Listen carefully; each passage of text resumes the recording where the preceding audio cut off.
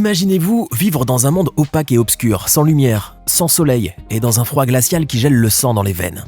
Eh bien, figurez-vous que 15 siècles avant que l'étrange pneumonie de Wuhan ait secoué la planète entière, le monde a connu une période noire dans tous les sens que ce terme comporte. Un jour, en 536 après Jésus-Christ, sans explication aucune, le ciel s'est en effet assombri dans une grande partie de la population mondiale. Un étrange brouillard opaque s'est installé dans l'atmosphère et a empêché les rayons du soleil de pénétrer l'hémisphère nord. Le soleil avait perdu tout son éclat et cette situation a duré plus d'1 an.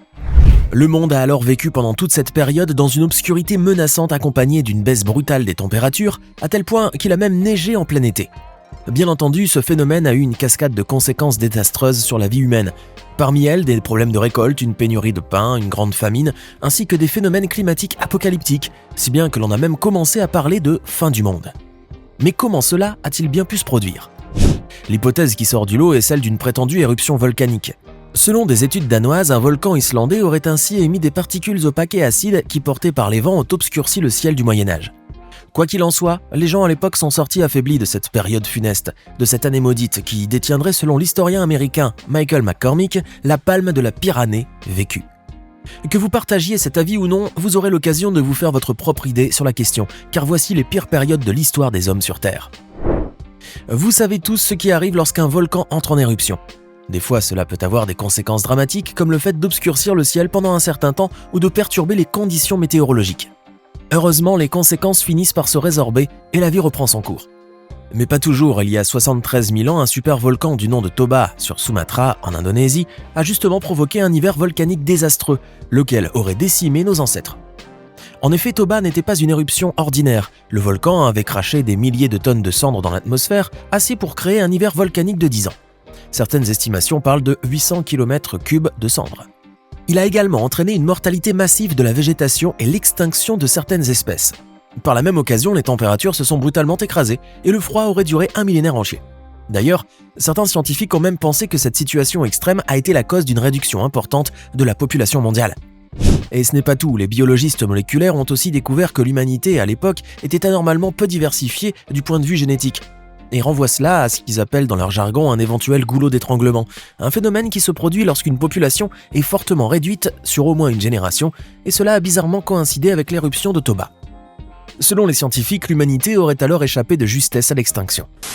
La peste, vous en avez déjà entendu parler, mais vous ne savez pas à quel point elle a été meurtrière. Pour le découvrir, remontons en 1347 lorsqu'un voilier lança ses ancres dans un port méditerranéen et libéra sans le savoir l'un des agents pathogènes les plus destructeurs de l'histoire. Car dans son ventre, il y avait en plus des cargaisons et des passagers, des rats noirs infestés de puces porteuses de la peste bubonique. Il n'a alors pas fallu longtemps pour que la maladie élise domicile dans l'Europe entière, tuant au passage des millions et des millions de personnes. Au moins un tiers de la population européenne est morte des suites de ce qu'on en a plus tard nommé la peste noire, et cette pandémie a duré jusqu'en 1351.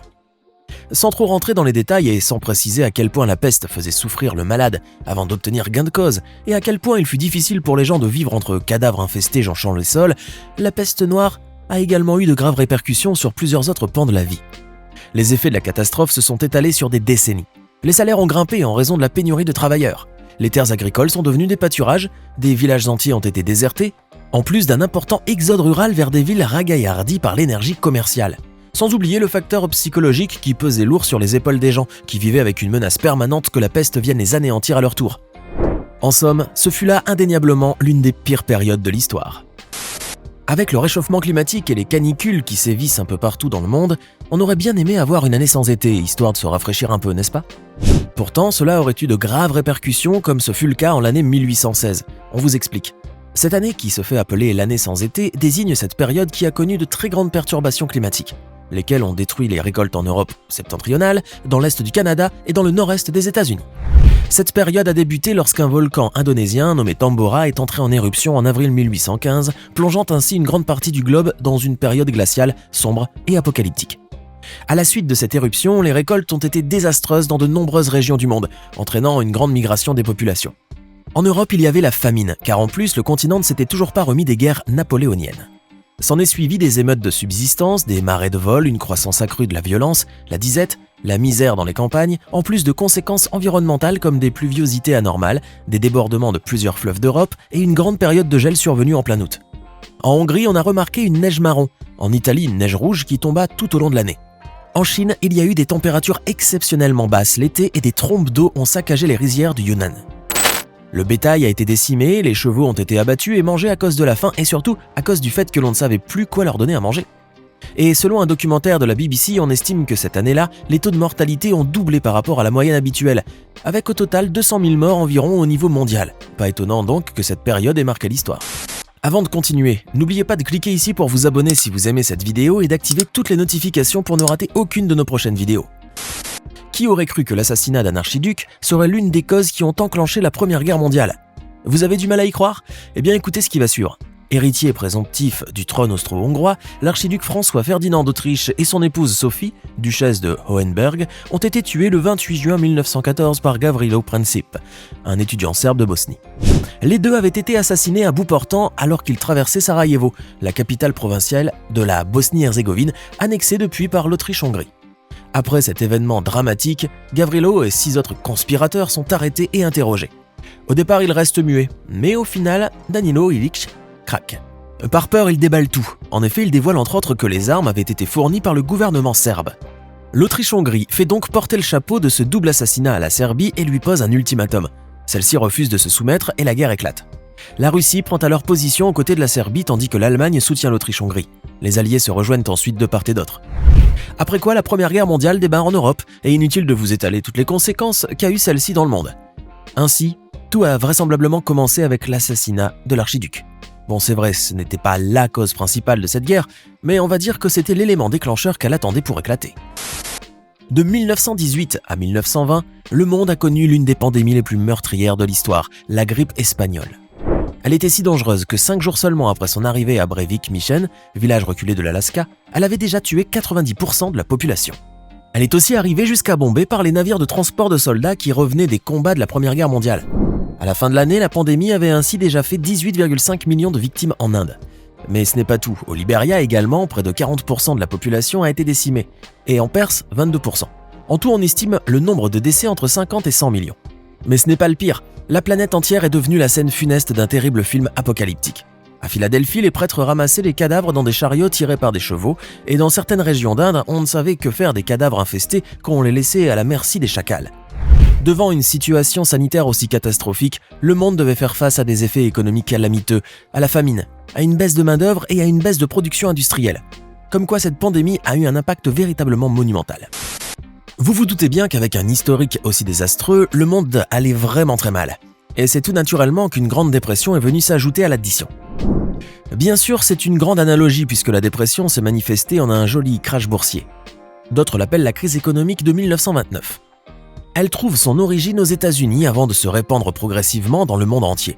Les causes de ce crash boursier, une surproduction agricole et industrielle suite à la Première Guerre mondiale, une spéculation boursière effrénée aux États-Unis, ainsi qu'une crise du crédit bancaire suite aux failles dans les remboursements des emprunts faits par les particuliers et les entreprises. Plusieurs États du monde sont alors touchés.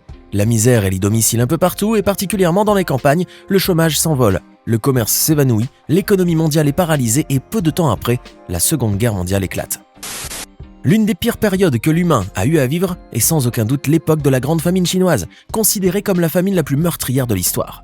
Celle-ci s'est étendue de 1959 à 1962 et a emporté mine de rien entre 15 et 50 millions de Chinois selon les estimations.